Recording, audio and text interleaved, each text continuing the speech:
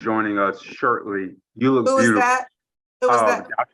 Dr. SHERYL Armstrong, my Oh, mom. wonderful. Yeah, Wonderful. yeah. She just came in from Savannah, Okay. so she's getting ready now, and I am so excited to have you. You are a joy to have, a Thank you. precious jewel from God, and your legacy and where you came from, and I've seen you do your work and in person, and it is incredible. It really is. And Oh, I lost you.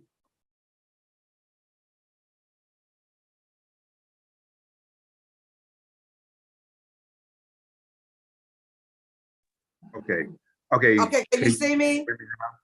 Yes, I have to go. Have to speak. Okay. All right. I got you now. Right. Okay. Yeah. You're. Let's see. Now I got you. Oh, okay. Great. And your work is like incredible. And my mom is excited to have you on, and you look beautiful. You look awesome. You look. Thank you so much. Thank you. You know, I need to record this and you listen to this every morning. Yeah, I'm actually recording the video now. Oh shoot, there we go. Yeah, I'm. And you know what? Stop just for a moment. I'm gonna cut off my camera just for a moment. I want to go get some water. I just saw you drinking water. I've had a long day. Let me go get some water. Be right back. Yes, ma'am. You definitely can.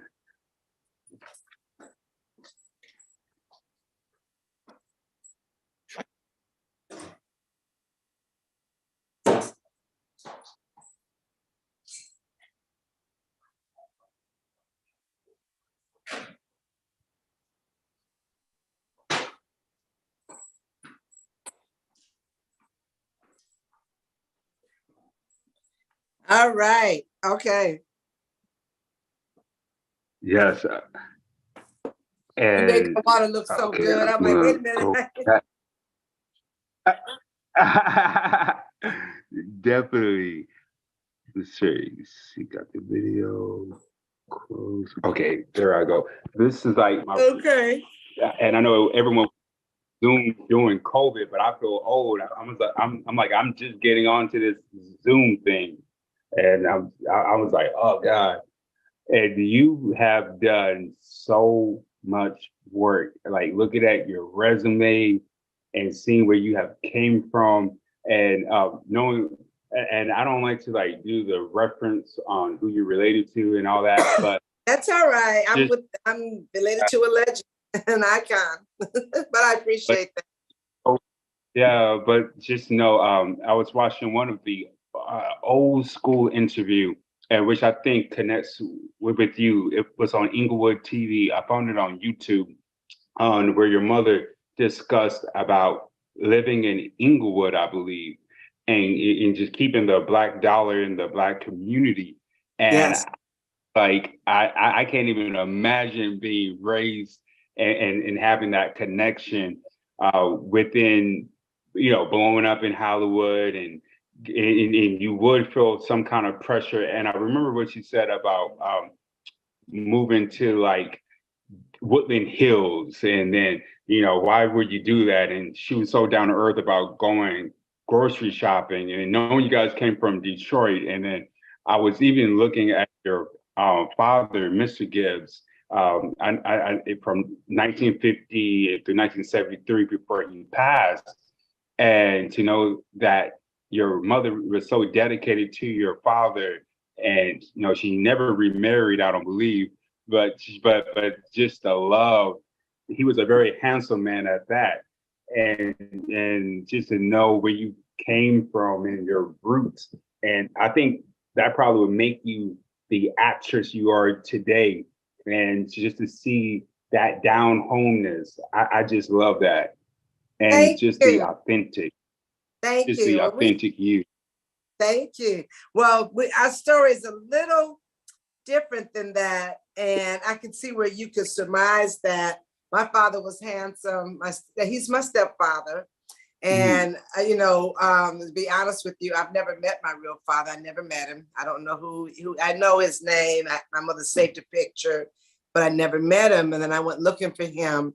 And then I gave up. But my stepfather and my mother grew up together in Chicago. And he's the father of my two brothers. And we don't look at half and all of that, but It's me. I'm not even gonna say it because to me they're not my half brothers; they're my brothers.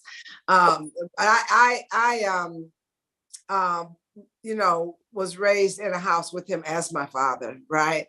However, and she's got a book coming out. She'll talk about some of this. It was there was domestic violence. She was not in love with him anymore. She was staying for the children and for us. And she just was a woman who didn't know her worth, had no idea Marla was inside of there. She was born and raised Margaret. So her name was Margaret. She had no idea Marla was coming, that was inside that would eventually blossom. She left him. It was one of those escape, like action movies, where he went to work at 7 a.m. The moving truck pulled up at 7:45. My mother and I, because I was 13 at the time, so I was the only one that knew in the house that we were leaving.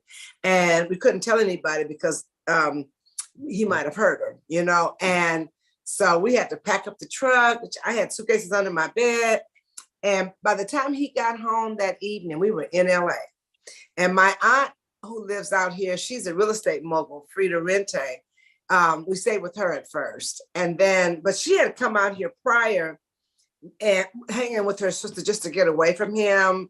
And in an agency liked her because my aunt was doing background. My aunt did background for 30 years and actually saved her money, was very smart, invested it properly. And now she's major multi-millionaire.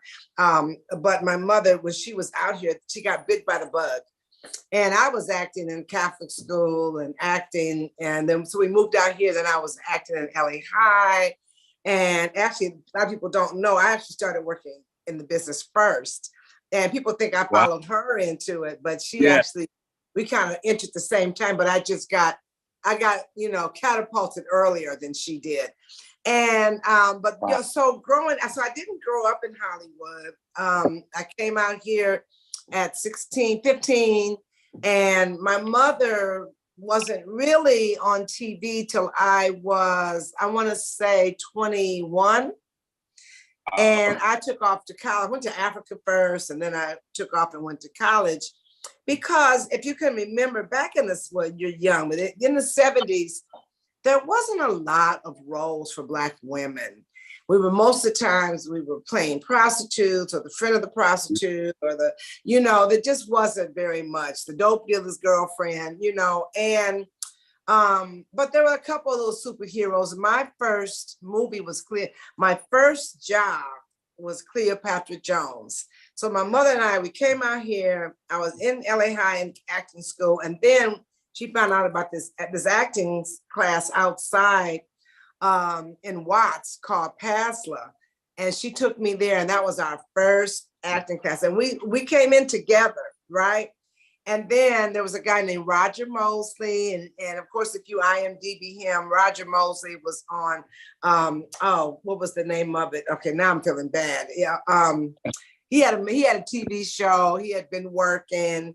And I gotta remember now, this is terrible, but he told Max Julian, who was a friend, come down to my workshop. I want you to see what I'm doing. Max Julian, he played the Mac, and he came down, and I was playing Magnum. He was playing, I think it's Magnum PI. That's what he was, Roger was in. And, but anyway, I was playing Angela Davis in the play. My mother was in the play. A lot of people, we were in Watts doing this play. Max Julian had written a movie called Cleopatra Jones. And Cleopatra Jones, he wanted his wife to play the lead. Her name was Vanetta McGee, beautiful, beautiful sister. And they would not give her the role. They wanted this Tamara Dobson, big tall woman, and you know, you can see that superhero kind of thing. Oh And wow, yeah, the Cleopatra. yeah, so she got it. And so they gave him some perks because his woman couldn't get the role. And one of the perks was that he was able to hire me. So literally he saw me on stage. Next thing I reminded him of a younger version of his wife. And I was working at a little boutique, and I came back in from lunch, and they said, "You got a call from Warner Brothers. You got a movie." And I thought they were playing. I'm like, "What?" And they said, "Yeah, Warner Brothers called, and you got a movie." Well, Roger knew where I worked, and he had given him the number. I couldn't believe it. I was 18. So I went to the Warner Brothers. Huh? That's unbelievable. 18. And got this movie. And that was my first movie, Cleopatra Jones. I got an agent and I got in the union. So that was 71. My mother was like, "What are you doing?" And then she teased me because I had a dressing room, and then I did Sanford and Son after that. And then I did something else with John Forsythe. I had a pilot. And she said, "I am still knocking down doors trying to get into, you know, the lot, and you got a dressing room." But it was the 70s, and they were looking for Angela Davis, and my name was Angela, and I was very militant, but I was also a hippie because of the war in Vietnam. I was kind of like political, and I said, "I don't want to act anymore. I don't think it's relevant to the revolution." And she teases me all the time. Oh, really? I left and went to Africa. And then when I came back, I said, "I'm going to college. I want an education." And I went to Howard University. And when I came back, my mother, Howard Florence HBCU. You said what? HBCU. Come on now. Yeah. That's a historical Black college. Yes. Yep. Oh yes. Yep. Oh yes. Dr. SHERYL Armstrong, you have to turn on your video. We don't see you. Okay. Hi, okay. How are you? Hi, sweetheart. How are you? Hi. We can finally do this. I'm so excited. I'm excited to meet you. I'm patience. honored. Oh God, it is an honor. It really is. I'm blessed that we are together. You are a phenomenal soul, beautiful soul on this earth. You have made a difference in all of our lives, in theater as well as spiritually. Following you all these years. Oh my God, has been so inspirational. Thank you. Thank you. Well, you know, I really, a couple things. One, I'm learning how to accept compliments and just receive the good. Because, you know, I've learned that I'm such a doer, and I've had friends, even my mother, people that are close to me, they're like, my son is really, he's like my cheerleader. He's like, "Mama, stop and celebrate these moments." Because, you know, it builds gratitude, right? So it's like, thank you. So thank you for saying it. And the other thing I would say is that I've always prayed that I prayed that God will guide me so that I can be a channel for good. I can bring his love. So for you to say that spiritually there's been a connection for you, that means everything to me, even more than the work.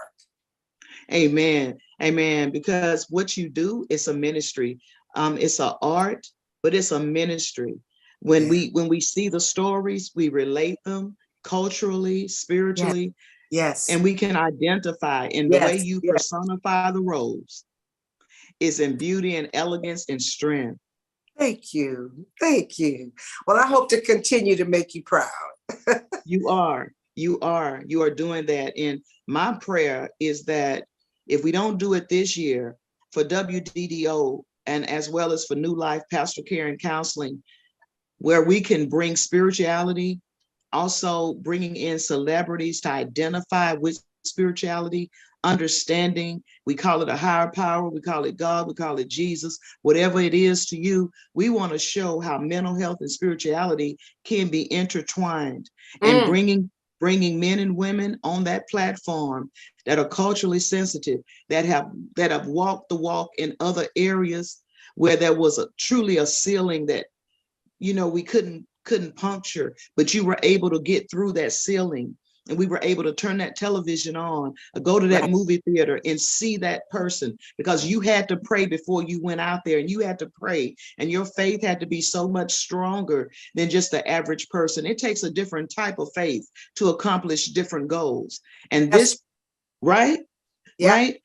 And so that is why God is really leading Anthony, and he has it, because the people's lives that he touches, no one ever says no. And he told me when I was sick, he said, well, if I'm going to do it, I'm going to do it different than what they're doing in Macon, Georgia. I'm going to do it different than what they're doing in Atlanta, Mama. We're going to use your platform of counseling and as a ministry, but I want celebrities. That's what he told me. And I said, love it. You love it. I do. And that's what he's been doing. And I meant to tell you, my son is my cheerleader.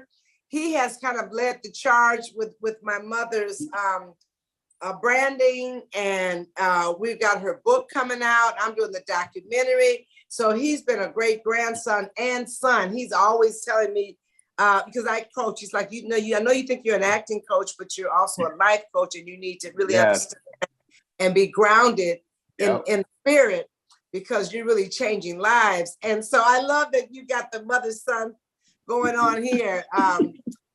Look, my mother always said, you raise them right and they'll hire you. You know what I mean?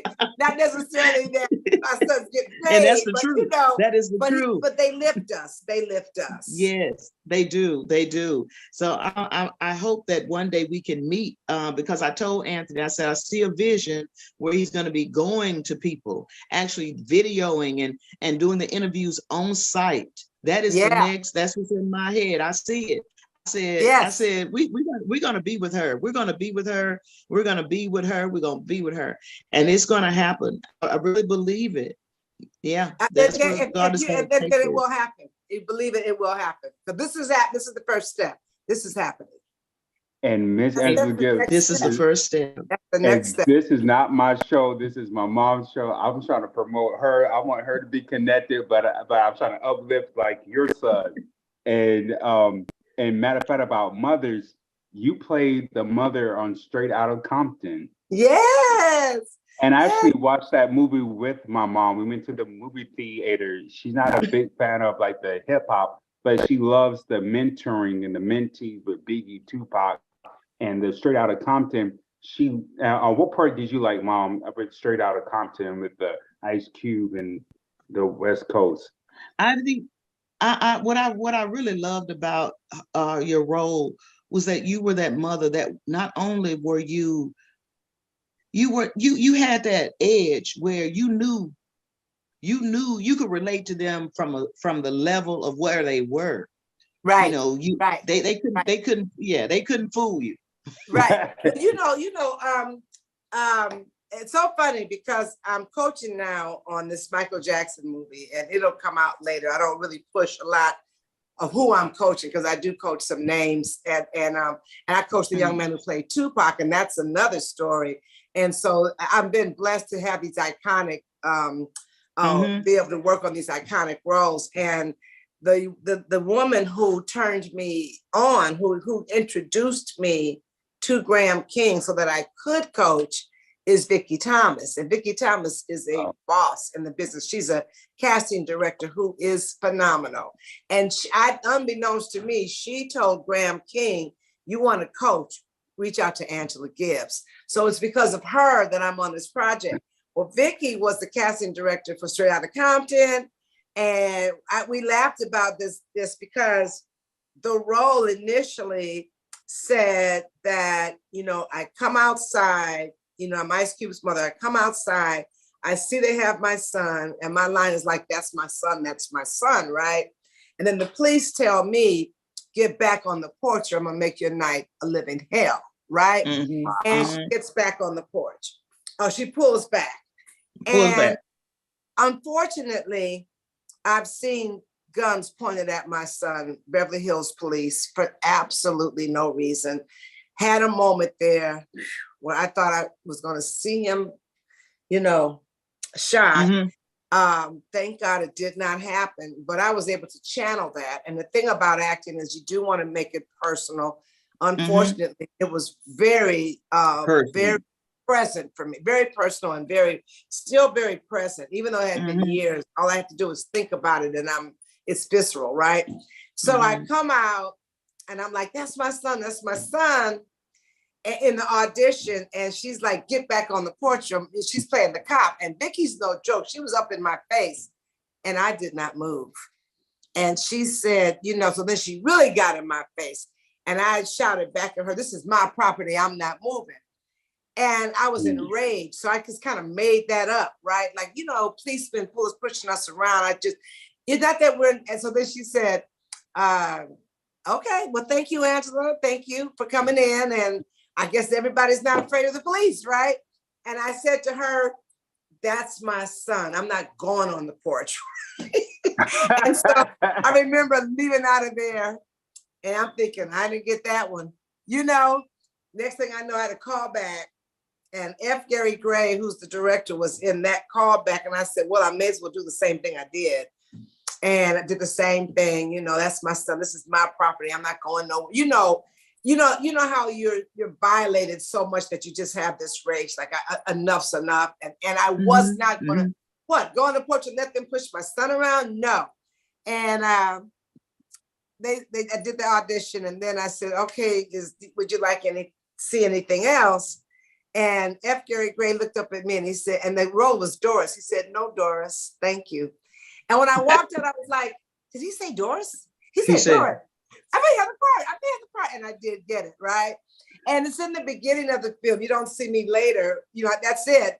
But I felt like people said it was a powerful moment, And I was so pleased to be part of that film. But the funny thing, when you were saying your mom wasn't a big fan of hip hop, when we got on they had a black carpet, not a red carpet. They had a black carpet. Pastor, when we got that carpet, my son was with me and my mother. And he said, so you're going to let them know that you took my CD and threw it out the window? Because there was a lot of press, right? And, we're doing the interviews, and somebody said, he's been for a year, you're going to let them know you threw my, because I remember listening to that stuff back then. And I'm like, oh, no. You're not listening to this. You're not calling no woman no bitch. You're not going to do it. Exactly. Exactly. You can't talk to a woman like that. Like that. And it's interesting because, well, two things. Once I really realized that this music was here to stay and that my son was a fan of it and became a producer, I then started listening, and there was a lot of prolific lyrics. There was a lot of activism. And the storyline, the stories. And I got it. It was political. It was, I grew up with the Last Poets and Gil Scott Heron and people like that. So I said, this is a continuation of that kind of, really powerful storytelling. I did tell my son though, and he reminded me this the other day. He said, remember when you told me you keep hearing bitch, you're gonna call a woman a bitch? You keep hearing freak, you're gonna treat a woman like a freak. He said, you were right. Because I told him, I said, words have power.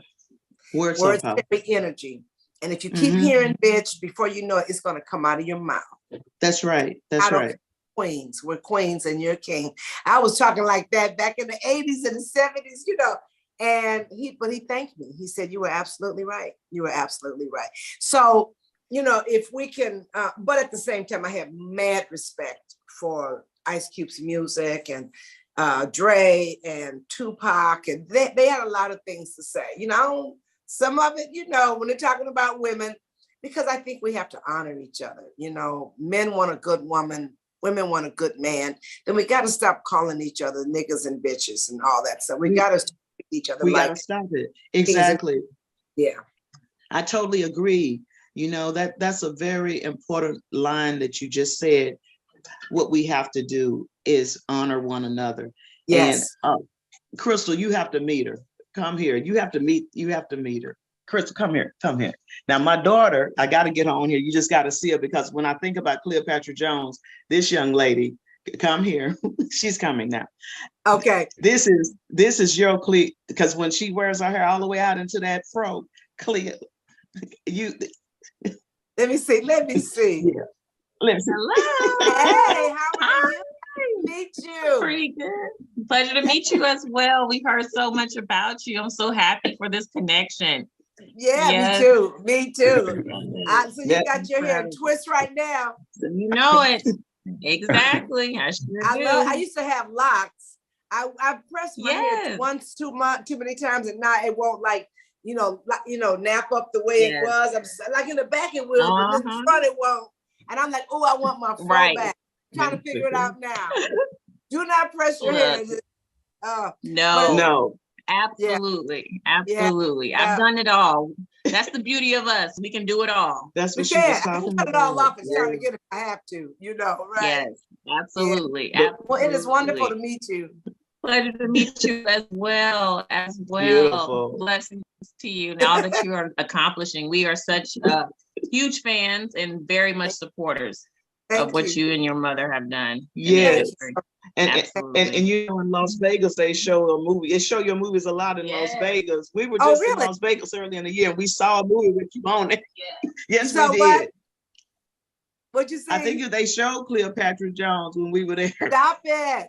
And they showed, and then they showed The Pusher. They were showing, I don't know if it was that week, they were just showing everybody.